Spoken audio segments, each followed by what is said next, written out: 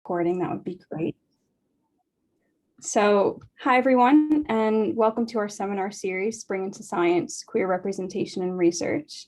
Today will be our last talk for the term. Earlier this term, we did have two wonderful talks by students Alex Fitzpatrick and Juve Pantaflet. And if you didn't get a chance to see those, they're both available to watch on the departmental YouTube page. So go check those out. And now today, it is my pleasure to introduce Dr. Kerry Spencer Pray. Kerry received an honors undergraduate degree from Brigham Young University, where she studied English, chemistry, and music. Her master's thesis considered the way Newtonian physics were applied and misapplied to 18th century Enlightenment philosophy. And during her PhD at Bangor University, she created an algorithm that can predict book sales with an R equal to 0.7. Kerry currently teaches scientific communication at Stevenson University in Owings Mills, Maryland, in the US. She's married to Heather Pray and has two children and a very smelly dog. So just a reminder, if everyone could please mute themselves during the duration of this talk, that would be great. And if you have any questions at all for Kerry, we will have a short Q&A session afterwards. So without further ado, I'd like to pass it along to Kerry. Thank you so much for joining us today. Thank you for having me, Lucinda. Let's start a screen share.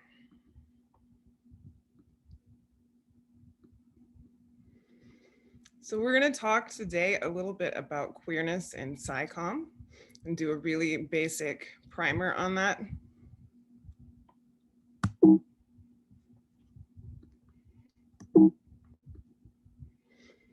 My name is Dr. Kerry Spencer Pray. I teach scientific communication at Stevenson University, which is in Owings Mills, Maryland. I identify as queer. My pronouns are she and her. I'm married to Heather Pray, who is a non-binary woman. I live and co-parent with my kid's dad, which makes our non-nuclear family firmly in the category of a polycule. So before I started talking about some of the queer issues that exist in scientific communication, I wanted to do a brief introduction to some of the rhetorical principles that are important, that particularly apply to the problems that you might see in scientific communication when it comes to queer issues. And the first of these is the issue of the rhetorical triangle. Writing is something that is contextual. Communication is contextual. I am trying to talk to somebody and I'm using a medium to do it. That medium might be Zoom, that medium might be a document, that medium might be something else. I had a professor in graduate school once who was like, everything is rhetorical. Your clothing is rhetorical, your food is rhetorical. And I think he was wrong, but he did say it. But the questions that we're going to ask ourselves when it comes to a rhetorical triangle, this interaction between me and the audience that's going through a medium, are questions of context. Who am I talking to? And why am I talking to them? What are their biases? What is their worldview? What's their agenda? What is the assumption that they're making when they come into the conversation with me? What's their knowledge base? What's going to be effective with them? What's going to be ethical? What's the venue in which I'm talking to them? These are all things that matter. One of the trickiest things in any sort of rhetoric is that effective rhetoric is invisible. So if I show you a picture of a pipe and you're looking at the pipe, you see a pipe. You don't see a picture of a pipe. You see a pipe, but you can't reach out. You can't pick it up. You can't smoke the pipe. It's not a pipe. This is not a pipe. It's a picture of a pipe. Meaning and the form that we use to communicate the meaning, they're related, but they're not the same. But when they're done well, you don't see them. And that becomes one of the most challenging things in any rhetorical situation, is the degree to which so much of it is implicit, invisible. You don't always see the intentions that you're creating, and if they're working on your audience, the audience has their own sort of views about what they care about or what they don't care about. Everybody is coming into this rhetorical situation with different agendas, with different emotions, with different assumptions. So they become subjective exercises of power. They become problems of intent versus outcome. One of the most important tensions that exists in scientific communication is the question of audience. If I am a scientist and I am talking to another scientist, the choices that I'm going to make rhetorically speaking are incredibly different than the ones that I would make if I was talking to a lay audience. If I'm an expert talking to another expert, the words that I define or don't define, the assumptions that I make or don't make, they're going to be very different than the assumptions and the choices that I would make if I was an expert talking to a non-expert. And this can create very different kinds of communication that happen in a scientific context. One of the things that we do rhetorically speaking that becomes incredibly important, particularly when we're talking about queer issues, is the degree to which dealing with an audience requires the management of audience emotions. We make choices deliberately because we need our audiences to feel different things and different times. Sometimes we need them to not feel. Humans are messy sacks of emoting bacteria that walk around and we feel things. And rhetorically speaking, nothing is more powerful than emotion. And if I am feeling something, I'm not going to listen to anything else that you say. If I tell you that I poured acid on my cat, you're going to be very horrified with this. It's going to be alarming. You're not going to be able to evaluate anything else that I say. We make these rhetorical choices to manage our audience's emotions, and scientists make choices in their language, particularly to manage emotions in the degree to which they don't want the audience to feel an emotion when they're reading something. They need their work to be evaluated by evidence, by logic, by procedure, by reproducibility. And this means we make language choices that are very deliberate, that result in a very different emotional effect.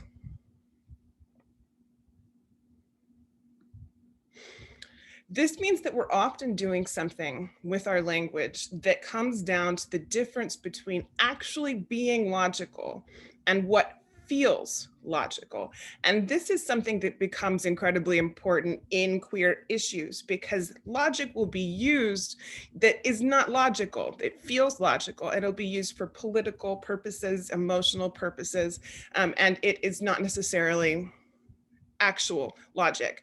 So in the previous slide, we made a couple of different language choices when we had the two different situations. One, I'm pouring acid on the cat, and the other 20 milliliters of H2SO4 is applied dermally. This is an example of the passive voice. Passive voice is where we obscure the subject of the sentence. Who is pouring the acid on the cat in the first example? I don't know. Was it me? Was it my grad student? Was it some 7-year-old that happened to be on campus that was drinking a 7-Eleven Slurpee and came in and spilled it on the floor and knocked the acid down? I don't know these things because we've obscured the subject of the sentence. It's not necessarily more logical to have no subject of a sentence. It would be very helpful evidence to know who is pouring acid on who and why, but we obscure the subject of that sentence because it feels more logical. The human brain is hardwired to have feelings about stories. And if I have a subject doing something to an object, then that becomes an emotional situation. And once you have an emotion, that becomes the only rhetorically powerful thing that happens. So we de-narrativize a piece of writing by using passive voice. This is an example of something that feels logical that is not necessarily logical. Another choice that we might make is to use Latinate language rather than Germanic language when we are doing our scientific communication, particularly to other scientists. And we make very different choices when we're talking to non-scientists. This is a fact of connotation versus denotation. Denotation is what a word means. Feline and cat mean the same thing. These are the literal dictionary definitions. But connotation is about use. One of the things about language that is both very amazing and also very problematic is the fact that you can change the meaning of a word just by using that word differently. It becomes about use. It means what I use it to mean. So when my daughter comes up to me and says, "Mom, you look so sick today," I know that that's a compliment because of the way that she has used that before. However, from a denotative perspective, to be told that I look sick might be kind of alarming, but because she's used it in a different way, she's shifted the meaning.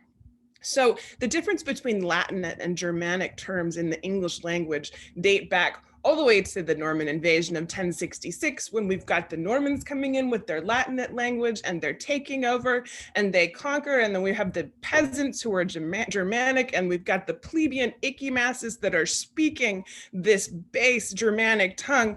And then the ruling class who is fancy in the castle, and they are speaking a Latinate term. We start to have use differences that occur that are 1,000 years old that still affect us today, where you have two sets of words, and one of them is much more connotatively emotional. Every time you think of an emotional word, it's going to probably be more likely to be Germanic than Latin. If you think of every single swear word that exists, they are all the Germanic versions of words. Think of the Latinate words for those, it's copulate or canine. These are the Latinine versions of these other things, defecation. But the connotative difference occurs because of this split that goes back 1,000 years. So we would make a different choice when talking to one audience versus another, because we want one audience to feel something and we don't want another audience to feel something. And so we were making these choices for a reason. So a lot of the issues that come up in scientific communication really come down to this question of audience. Who am I talking to? Why am I talking to them? What is my intent? What is my approach? Scientific and cultural approaches will borrow from each other. You'll have somebody talking to the legislature and they'll use science to do it, but they're using it in very different ways. And so they're borrowing from each other with varying levels of skill. Scientific epistemology is a very clear epistemology. It focuses on what we can prove, on what's inductively observable. It's on procedure, identification. You want to eliminate things that can cause any uncertainty. You want to be able to isolate a variable. You want to be able to repeat something. You're tending to look for one right answer, and you're looking for an objective answer that you can support with evidence.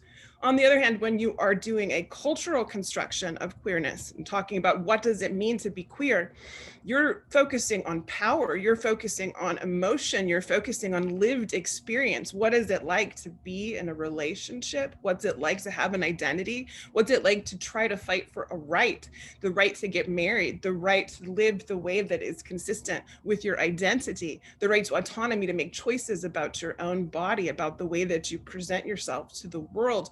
There's a lot of voices and a lot of viewpoints and discussions in cultural constructions of queerness that are all happening all at the same time, and they're going to conflict with each other constantly. They're going to have different kinds of evidence that may directly bat up against somebody else, and they're often going to be trying to borrow from science to use it in ways that are not particularly scientific, but that can be. And so it is something that is much more subjective and much more chaotic. And to deal with that effectively in scientific communication, we have to understand what's going on. If I'm a scientist and I'm talking to the legislature about an issue and I need to present the science, I also need to understand who is going to try to use those things in a different way for a different purpose with a different degree of power and a different outcome. Because in communication, it's not about what is right or wrong the way it might be in science. In science, we believe in the idea of observable truth. This is not necessarily as true when it comes to any sort of subjective situation where we have somebody who has a different reason that they're there than we do. So one of the biggest problems in scientific communication when it comes to queer issues is the fact that we don't always have a shared vocabulary between these different sets of audiences. If I am talking to one group, they have a set of terms and words, and I'm talking to another, they have a different one. If I were to say to a group of biologists, and we have a lot of biologists here, that I wanted to talk about biological sex, you would probably assume it meant something very similar to this chart that I have here, where we have the gender differentiation process, which is incredibly complex. When humans go through this process in utero, there's a lot of things that happen and there's a lot of potential outcomes. And you would think this is biology. This is what we mean by biology. But if somebody is in a non-scientific context talking about biological sex, they often mean something quite different. They're usually trying to say that gender diversity doesn't exist. There is male and there is female, period, and that we should have different sorts of policies and procedures that enforce that binary. And these are very, very different agendas and understandings of concepts. So I thought what we would do mostly today is just go through some of these concepts one by one, in order to give a sort of primer of shared vocabulary. And then very briefly at the end, touch on how those things can affect scientific communication again. So I thought we would start with just queer. We're talking about queer issues in scientific communication. So what does it mean to be queer? Queerness is to refer to any minority of sex, gender, or orientation. So it's an umbrella term. An umbrella term means that it encompasses a lot of concepts, a lot of people, a lot of identity. Queer is a reclaimed slur. So this is something that is often done by marginalized groups. This is one of the tricks of language where you can shift the balance of power if you use a word differently. So a marginalized group will be called an insult, a slur. And they'll say, you are queer weirdo. There's something wrong with you. This is an insult.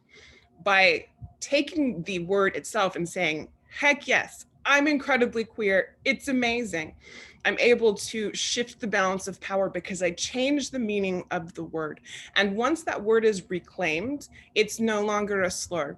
And so now we can use queer as an umbrella term anytime that we're talking about any one of these issues of sex, gender, or orientation.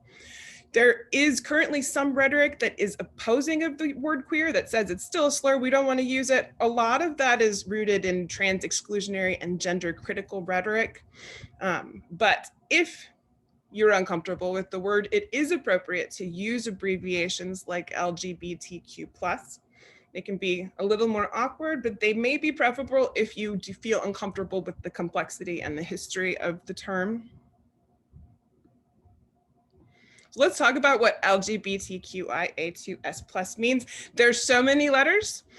There's a lot of them, and people can get overwhelmed by the letters. The reason there are so many letters is that we're talking about a lot of groups of people that are in these umbrellas of minorities, of sex, of gender, of orientation. And within those, there's so many different options. This is a spectrum of outcomes that's possible. And so there ends up being a lot of letters. There's not enough letters. There's literally hundreds of possibilities of things that you could be, but some of the ones that you may most likely hear are these. So lesbian, lesbian has gone through a lot of evolutions in meaning. Typically, we're going to say this is a non-man who is attracted to a non-man. Gay, bisexual, which usually means you're attracted to two or more genders. Trans, queer, intersex, asexual, two-spirit, and then there's a whole lot of other aspects. That's what the plus is for, is we're just sort of putting them all under the umbrella. So this may include polyamory, gender identity, spectrums of romantic sexual orientations, post-colonial identities. Post-colonial identities are an area that can be very interesting because a lot of cultures don't other non-binary gender the way that our culture does. And so it would not necessarily be considered queer. These would not be considered marginalized identities. They would be considered integrated identities. And that adds a layer of complexity.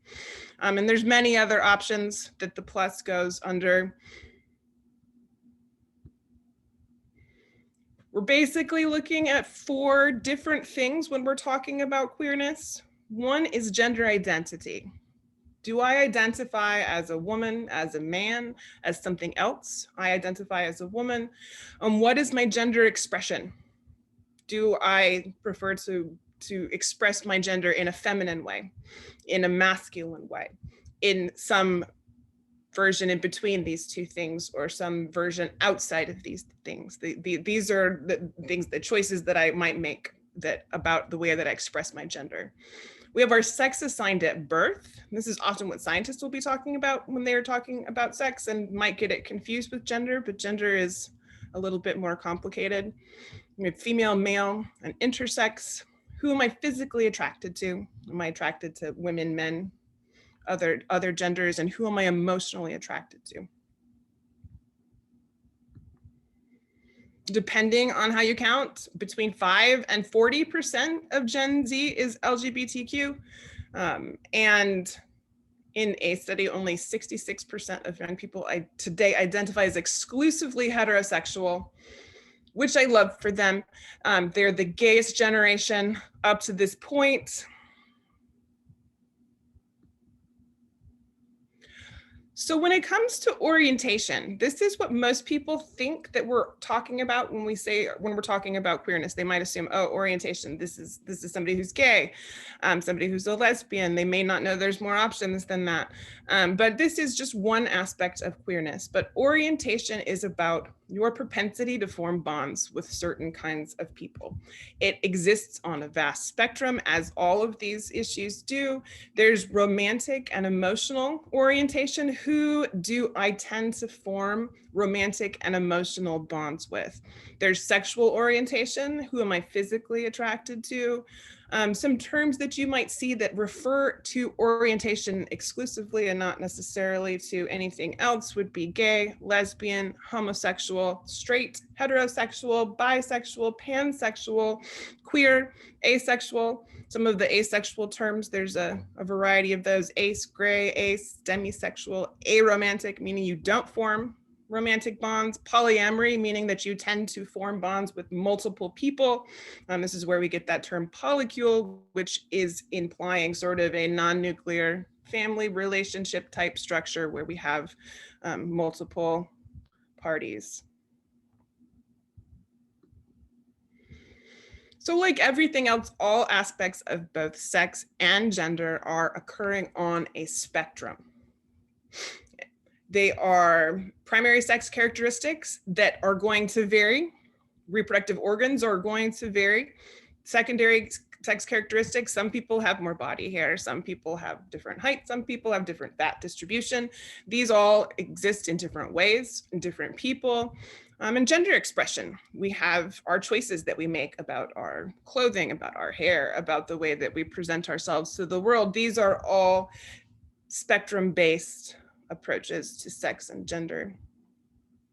So the first one we have is sex assigned at birth. We're going to talk about that one. We have our three options: male, female, and intersex. There are many more aspects of sex than maybe just those three, but those are the three that are assigned. This is where we start to understand why all of these things are such a spectrum, because sex differentiation is incredibly complex. It's hormonally driven. It's occurring in utero at 6 to 7 weeks gestation. It's the Y-linked SRI gene, which is activating gonadal development. So the timing and dosage matter a lot. And when you have timing that matters, and when you have dosage that matters, there's literally an infinite number of options that can come out on the other side. This leads to the spectrum that can happen of all of the different outcomes relating to sex and gender can be traced to this from a scientific perspective. So we have assigned female at birth and assigned male at birth. These are two of our options. We abbreviate those typically AFAB and AMAB. You don't use this abbreviation to refer to an identity. So I would not be an AFAB identity. That's not who I am. I'm a woman. Somebody would not be an AMAB identity. They would be something else. But it is useful in certain scientific conversations and experiments, and you would not necessarily use it In another context, though, you would defer to the stated gender identity that somebody is giving you. It might be male, if they're cis or trans female, it might be non-binary. You just defer to whatever they say, and they can say a lot of things sometimes, so that's fine. Intersex is our other option that we have for our sex assigned at birth. Intersex is more common than people think. It is 2% of the population, can't be categorized really as male or female sex-wise. This will include a lot of different conditions that include ambiguous genitalia, genetic chromosomal abnormalities, hormone or abnormalities, androgen insensitivity. There are more intersex people in the world than there are Mormons in the world. There are more intersex people in the world than there are redheads in the world. Many people are unaware that they are intersex until they have genetic testing. So somebody who's intersex may look female or they may look male, and they may identify as female or male or non-binary. It's not necessarily an androgynous presentation all of the time. For example, the supermodel that we have here on the right has a condition called androgen insensitivity syndrome. And this is a situation in which she has the genetic makeup of a male.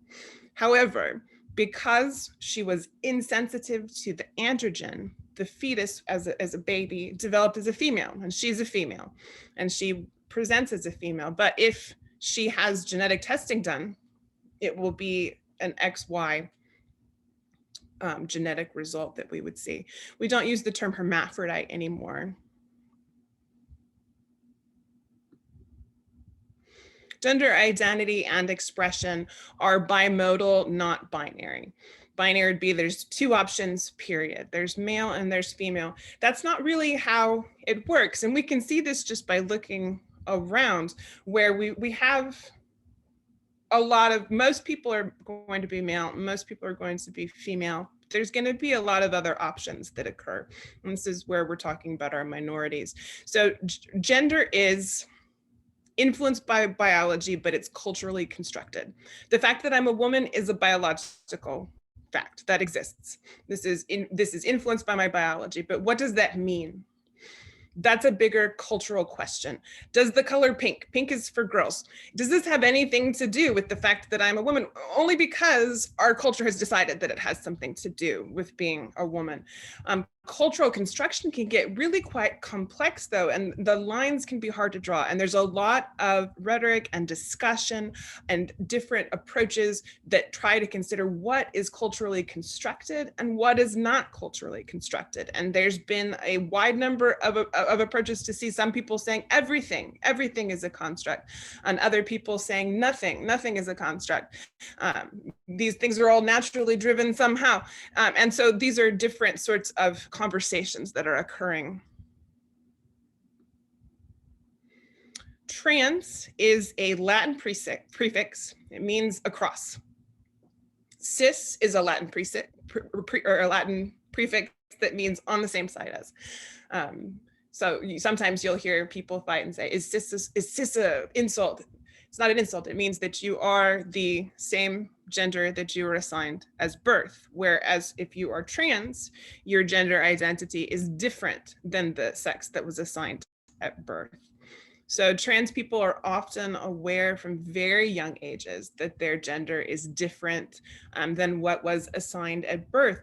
My wife, when she was very little, one of her first memories was not knowing if she was a girl or a boy, because she mostly sometimes felt like a girl, but often really did not. And she wasn't sure what she was. And it was one of her first memories that she had to go ask because she didn't know.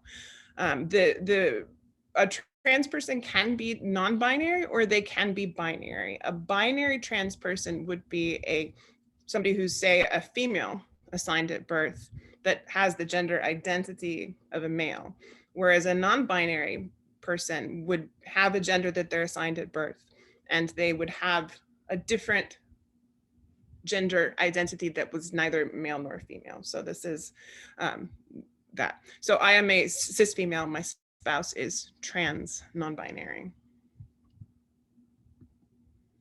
So non-binary is very complicated. It's an umbrella term that is encompassing a very wide range of gender expressions and identities, and these are neither male nor female. They can be leaning one way or another. They might be more closely aligned with one or the other. My wife identifies as a non-binary woman. Some people don't espouse one gender or another with them. They might also have different kinds of gender expression that maybe are saying gender fluidity. On one day, they are more male than on another day. Their experience of gender would change over time. You can see a lot of different terms for non-binary gender. This can include gender queer, demi, girl, boy, agender, two-spirit, gender non-conforming, multi-gender, pangender, trans-feminine, trans-masculine, autogender, others. There's a lot of different expressions of being non-binary. NB is a colloquial abbreviation of non-binary. It can function both as a noun and as an adjective. Non-binary itself is just an adjective. So you can say somebody is an NB, but you can't say somebody is a non-binary. Language is fun. So I put out a call on Twitter to have people that were non-binary send pictures in so that you can see just how wide of an umbrella of expressions occur under the non-binary umbrella. And I got so many responses that they don't fit on one screen, and they didn't fit on two screens.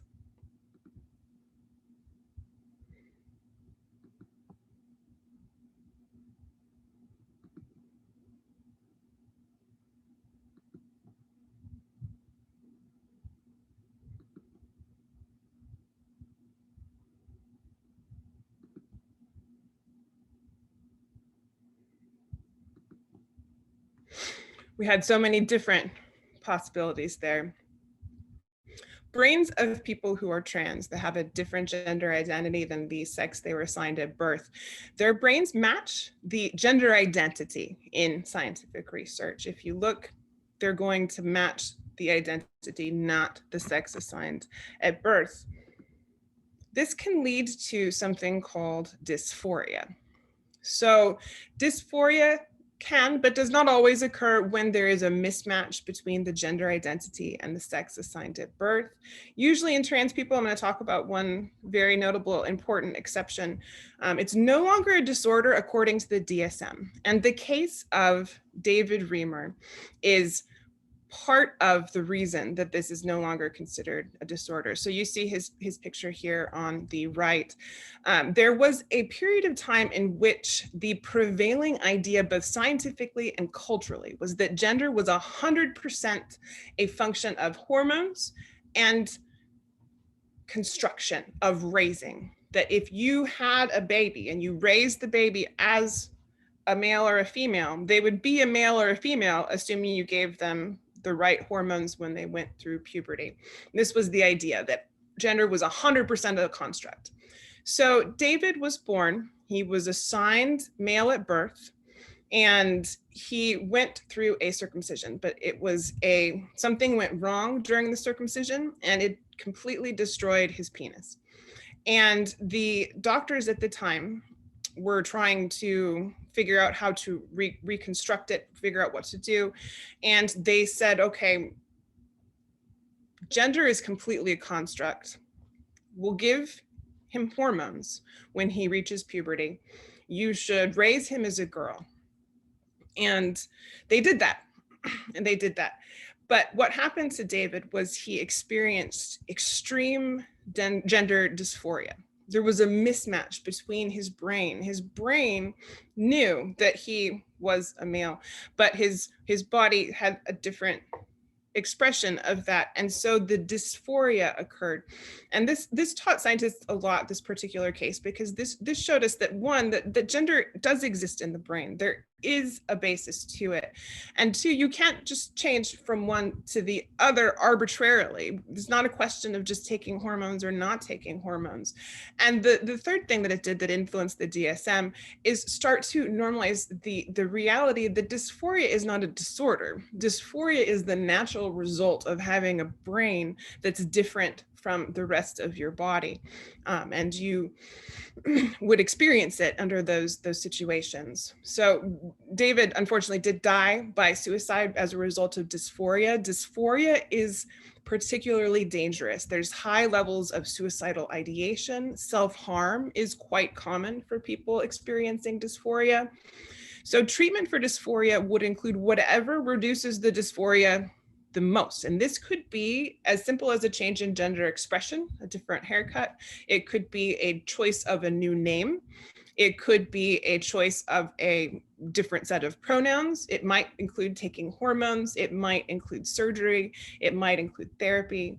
Another one of the lessons that was really important from David that we learned was that it helps us to understand, this is, if you're talking about somebody that's trans, sometimes people say, oh, it was female to male or male to female. David was always male. He was always male. And even when he was living as a female, he was male. And so when you have somebody who's trans, who has been born and assigned a gender at birth, and then their stated identity is different, they always are the stated identity. So a trans woman is a woman, a trans man is a man. So pronouns are our fun language thing that we have that we can deal with. If you think pronouns are hard, you should see verbs. But pronouns, we have gendered pronouns in English, and this can then cause some confusion sometimes, because if I'm talking about a person and I want to say this person, he, she, they, what do I say? And pronouns are important because if you refer to somebody by the wrong pronouns, it does trigger dysphoria. And this can be something that comes up in classroom situations. You don't want your students experiencing dysphoria when you're trying to teach them math. You want them to be thinking about math. Pronouns are a very important way to be supportive of gender identity. When youth are supported in their choice of name and pronouns, the risk of suicide virtually disappears. And this is a very simple step that you can take. So people have pronouns, mine are she and her. Language choices are connotative. They're made by feel. You use the one that feels right to yourself.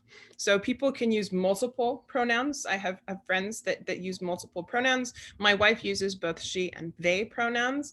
If you feel like they is not grammatical, my grammatical historian can comfort you. They has been in use in the English language since 1375 as the first appearance of they, which is in a manuscript called William and the Werewolf. This is so old in the English language that it predates the letter TH. They have a thorn that they're using, which is a completely different letter than we use now, but it's they exist there. And it was a gender neutral pronoun. So if I'm using a gender neutral they, it doesn't imply any sort of gender with the pronoun. So a person, they, that could be something that you would use. There's he, him, her is an option. She, her is an option. There's also neopronouns. Neopronouns often are used online. This is something that might be represented by this connotative choice. You use them because he doesn't feel right, she doesn't feel right, they doesn't feel right. You're using the one that feels right. And so there's a lot of different choices that have been tried. Z, they, a, they. These are all different ones. This is an example here of what that would look like. One thing that is important to know about the word safety, when we're talking about safety in the queer community, we're quite often talking very literally. Queer people are more likely than any other demographic group to experience violence. This is a particularly big problem for people of color. You'll notice even in our vast array of pictures that we had of people who are non-binary, we were low on a representation of people of color. This is partly because trans women of color are the most likely of any demographic group to be murdered. In 2019, nearly all of the murdered trans people in America were trans women. In Latin America, the life expectancy of a trans woman is between 30 and 35 years old. This is largely due to violence. The Academy of Pediatrics reports up to 51% of trans youth have attempted suicide. If you use their names and pronouns, that risk goes away. It's a very easy step. Family rejection is quite high. among all queer people. So people stay closeted to avoid this. In Utah, in the United States, for example, 40% of homeless youth identify as queer. So people are staying closeted for their own safety. Particularly trans people of color will often stay closeted for their own safety. So it's important not to out people, and to be out in one context does not necessarily mean that you're out in another context. And so that is something that we try to keep in mind. Queerness is different across different cultures. When it comes to any sort of marginalized group, we're thinking of, there's the default and there's the other. The other is the marginalization, but not all cultures other kinds of genders. Many cultures, it's very quite common for there to be multiple genders that are recognized and integrated into the culture. So binary gender and binary orientation is not a part of most cultures. And so these kinds of conversations don't always make sense, particularly in multicultural conversations between different groups of people. Two-spirit is an umbrella term that was created in 1990. It does not apply to all Native or Indigenous people, but it's used by Native and Indigenous people. If they self-identify with the term, they might use a different term. So you would not ever call somebody two-spirit unless they tell you that they're two-spirit, and then you would. There are still 13 countries where homosexuality is punishable by death. So when it comes to students in our classrooms, for example, particularly our international students, we never ask anybody to self-identify as queer. Queerness and autism are strongly linked. I'm on the autism spectrum. LGBTQ people are more likely to be on the autism spectrum 7 times as likely. If you are on the autism spectrum, you're 7 times as likely to be queer. Gender diversity is particularly common. You're much more likely to be trans or to be non-binary, to have a completely different understanding of gender in general if you are on the autism spectrum.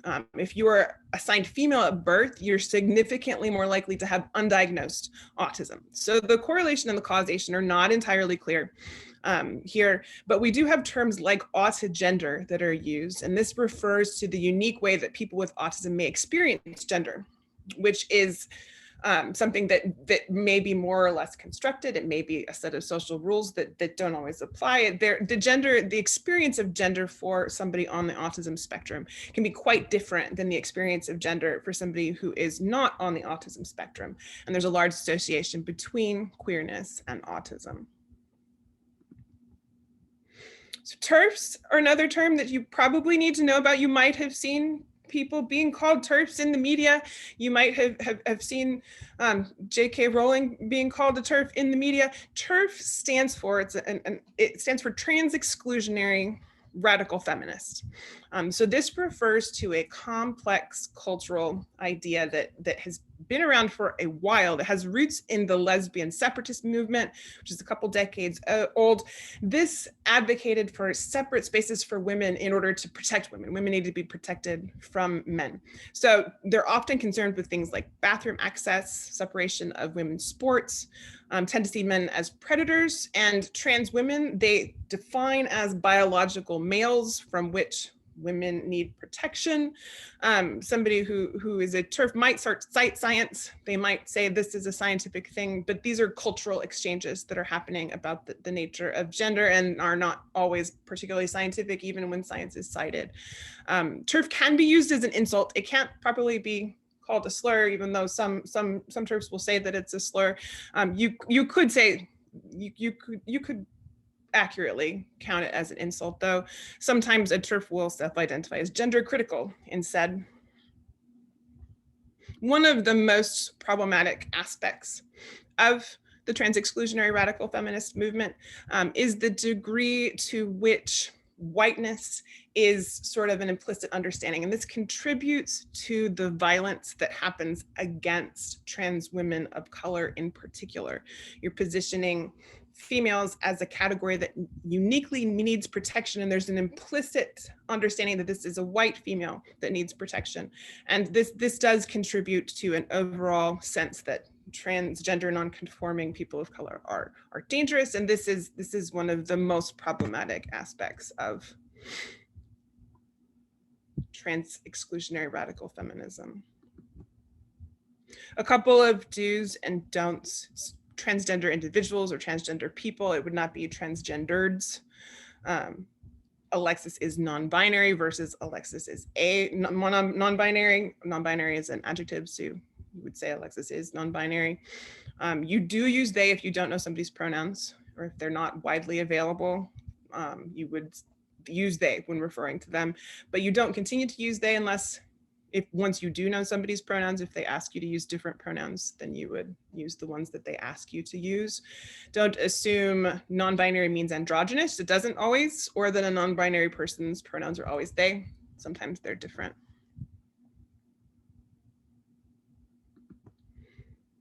If you mess up, everybody messes these up. It's hard to learn. It's hard to muscle memory thing. And if you're learning how to reconsider your ideas of gender, you're going to make some mistakes. So it's good to practice what you do if you make a mistake. One is you don't make a big deal out of it. You just correct yourself and you keep going forward. And if somebody corrects you, instead of apologizing, which would put the burden back on them to soothe you and make you feel better about your mistake, you would just say, thank you, and then you move on and correct it. Those are things that you can practice if you make a mistake. So let's talk now. We have some of that basic terminology here. We'll just briefly talk about some of these SciComm conflicts that exist. So one of the most clear ones is that objective scientific approaches in communication will often be used for non-objective political purposes. Changes to laws will be citing science. People that are in relationships will be citing science. Trans exclusionary radical feminists will be citing science. Everybody has a different reason that they're citing science, and they may or may not be citing science correctly. And a scientist talking to these different groups of people is going to be talking to people with different understandings of what is and what is not scientific. You'll often say, people say, this is simple science. It's biology. There are two genders, period. And if you're a biologist talking to that group of people, the choices that you're going to make in your communication are going to be deeply affected by their knowledge base of that, by their use and their understanding of what does that mean. You might instead talk about binary versus bimodal in that situation, whereas you might make a different choice in another. So the science can be poorly applied. And you always have to remember that language difference of there is a difference between what is logical and there's a difference between what feels logical when we're making our language and our communications choices. Another thing that can happen in scientific communication is if a scientist is unaware of connotative tensions that exist for words or debates that are being had, that can lead to problems. So if you are writing a study and you're creating it and you say, I'm going to ask for preferred pronouns, you may not be unaware of the debate about the word preferred, which implies that it's a choice. It might be something more intrinsic. And so you would potentially run into some problems there.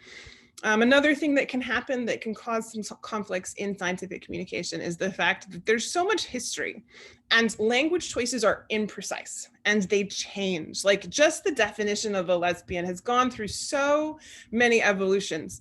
It's incredible. So, I mean, initially the word lesbian could include a wide range of people, including trans people, including bisexual women. And then it went through a movement for a while where anybody could be a lesbian. If you were a woman, period, it was a way to fight the patriarchy. This was our political lesbianism that led to the lesbian separatist movement several decades ago. Now it tends to mean something different. Our understanding of gender has changed so radically over time. Particularly, even within my lifetime. I'm old, but I'm not that old, but it has gone through an evolution, but our words predate those evolutions. And so they can be a little bit imprecise that way, but they're used because they have potency. I can use the term bisexual, even if I don't, bi implies two, but I might be attracted to more than two genders, and that I could still be a bisexual. And this is a question of there are tensions between what does the word mean and how is it used and how has it been used historically. So those are all conflicts that exist. So now we have our discussion portion. I'm going to stop the share here. Anybody have anything they want to talk about or ask about? Well, first, I just want to say thank you so much, Kerry. That was really fascinating. And yes, if anyone has questions or discussion points, please feel free to unmute yourself or just put it in the chat and we'll go from there. We have about 10 minutes.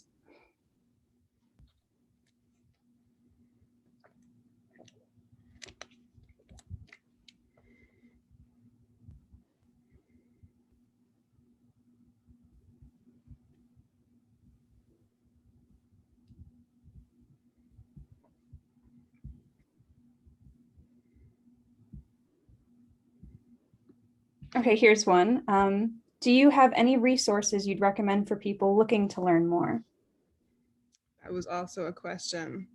There's a lot of resources out there. The Trevor Project is very good when it comes to questions of suicidality. There's the Human Rights Project. There's, I run a blog about queerness.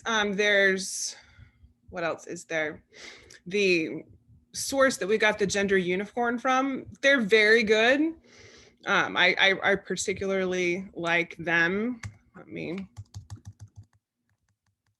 pull them up really quick again so you can see them. I lost my screen share. Ah. All right, I'm gonna start the screen share. So our gender unicorn that we have here comes from the TSER, which is the Trans Student Educational Resources. They're very good. We asked for people to give money to them when we got married instead of buying us presents because they're very useful. That's amazing. And I really, really loved that graphic. I find that your entire talk would be so helpful just to give to the public in general, because I realize that so many people just have a misunderstanding of these terms and how to use them and what actually is gender identity expression and sexuality. So having this primer would be super helpful for just the general public as well. Okay, does anybody have any other questions that they want to ask Kerry while she's with us?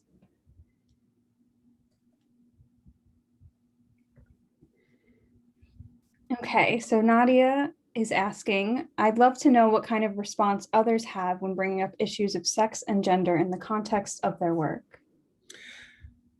This is a very complicated question, and it can depend so much about where you work.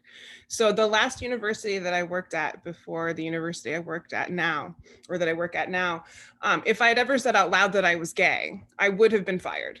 That was in the rules that I signed when I taught there. That was something I was not allowed to say or do. You were not allowed to ever have any orientation that was not straight, and you were not allowed to have gender identity that was not male or female. That was a expellable offense for students, and a fireable offense for me. So that was that work context. It was a religious university. And that was the rule that was there. It's very different where I work now. Right now, I can probably be as queer as I want. I haven't tested that completely. I'm trying, there's probably things I wouldn't talk about at work that exist, but it can depend a lot. So when you're trying to decide what response is somebody else going to have at work, this is something that queer people do very deliberately, and they think about a lot. You're not going to come out at work without knowing some of the potential consequences ahead of time. My kid's dad once was involuntarily outed at work, and somebody at work, it was a very conservative place, they called the police and they said, you have a pedophile working for you because there's this association that a gay man must be a pedophile. Police came to the house at 5 a.m, knocking on the door, looking into this accusation. They left very shortly thereafter because it was just homophobia, but this is something that can be very dangerous for people. And so people at work make these choices with a lot of thought. I tend to try to put as many queer things as possible on my resume now, so they're not even going to get hired anywhere. that it's going to be unsafe. And the people do make these choices in that way for a particular reason. So if you are living and working in the American South, is where this question is coming in, that is a situation in which that I would be very deliberate before I came out if I was a queer person. And if I was a non-queer person, I would be looking to make very direct signs that I'm going to be inclusive. This might include putting my pronouns in my email signature, or putting a rainbow on my door, some sort of signal to people that you're not going to be an unsafe person for that reason. Great, thank you for sharing that. Amy now asks, how do you talk to people who only see biological sex as bimodal instead of on a spectrum? I mean, it really just depends on who you're talking to and the context in which you're talking to them and how much they're going to accept your expertise. But the biological aspect can be one that's very, very potent to understand just how complicated it is when you have sex differentiation occurring and you have hormones that are coming at different times, and the timing is mattering and the dosage is mattering, and you can talk about some of those things. That's a way that can be pretty effective sometimes, especially if you understand it really well. Great, we still have time for a couple more questions if anyone has any.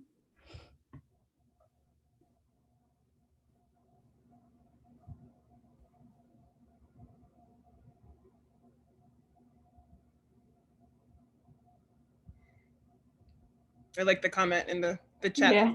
Description of animal genders makes them batty. It's true. Yeah, I really like that graph that you showed with it being bimodal instead of binary, because you can physically visualize that it is a spectrum. And I think showing that to people would help them understand. I think it might be better for more science-y based individuals because it's harder to talk to the general public that way, but it is a good representation of it, that wait a minute, we're actually on this spectrum rather than it's not just one or the other. You have all these hormones flushing in at this time, and of course it's going to be infinite. Right. And I think we all understand this. Like, we understand that some people are tomboys. We understand that some people are more feminine. Some people are more masculine.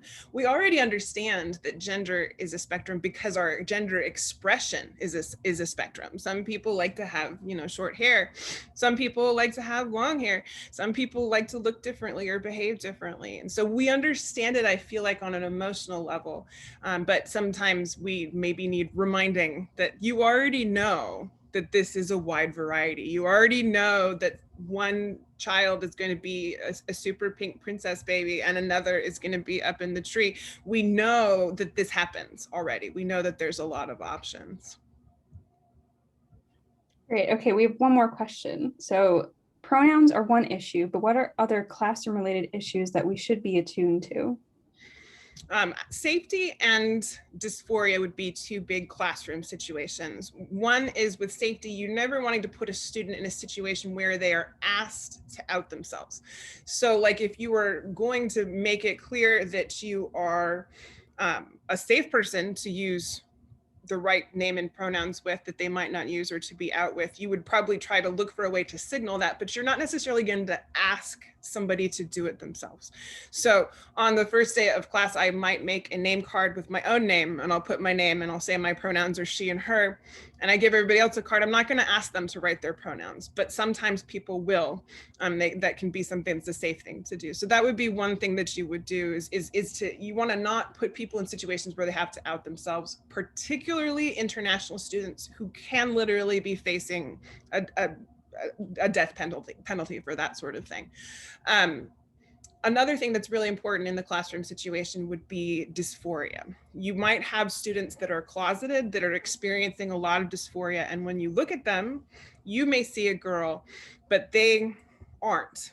And they're going to be experiencing a lot of internal dysphoria that can cause interference with their ability to learn in the classroom. Dysphoria is sort of a very all-encompassing thing. When it happens, it can be very powerful, and you're not going to be able to learn how to do an algorithm or how to program a computer if you're experiencing so much dysphoria that it's a problem. And so if you look for ways to reduce dysphoria that can be very useful. And these can be very, very simple things like allowing students to tell you what name they would like to be called, and always doing that instead of what's on the roll. That might be one thing that you could do that reduces situations that get called dysphoria. Because if you have a very girly name and you're experiencing dysphoria about it, that can be every time somebody calls your name, that can give you some problems there. So you would let students do that, or other things like trying to avoid gendered situations in general can be a way to reduce dysphoria in the classroom. Okay, great. And we'll just take this last question and then wrap up. So Sarah asked, in a healthcare situation, becoming a nurse, how could I signal to a patient that I want to respect their identity? For example, when I introduce myself. Todd has answered this here. Todd is one of my old students who just graduated medical school. In a healthcare situation, you can do things that are very straightforward, like wear a rainbow sticker on there. I do this at school too. The first week of school in particular, I tend to come decked out in all sorts of rainbow jewelry. You might not notice it if you are not queer, but queer people are very attuned to these things. If somebody's wearing a rainbow bracelet, I'm going to notice that, even if it's a very small thing. And so if you have a pin, you could do that, or a sticker that says that. Put your pronouns on your badge, put your pronouns on your syllabus. If you are in a situation that you can affect, say, intake forms, you could convince a doctor to ask for pronouns. You could, Sarah says introducing, or no, Nadia says introducing yourself with pronouns is a very big help. That's always true. Like anytime that you say to somebody, I'm Dr. Spencer and my pronouns are, they automatically know that you understand queer issues. And somebody who doesn't understand queer issues is not necessarily going to be like, they might think that's weird, but they are not going to think that deeply about it. But it is a very strong signal to somebody who does know and is aware. Great. Well, thank you so much, Kerry, for your time. I think it's time to end because we're a bit over, but it was really great to have you talk, and thank you everybody for joining. And if you missed part of the talk, it'll be up on Oxford University Zoology's YouTube later. And if you want to see the other talks in our series, they'll also be on the YouTube as well. So thank you so much, everyone, for a really great afternoon. And yeah, see you on the internet. Thank you. Bye, everybody.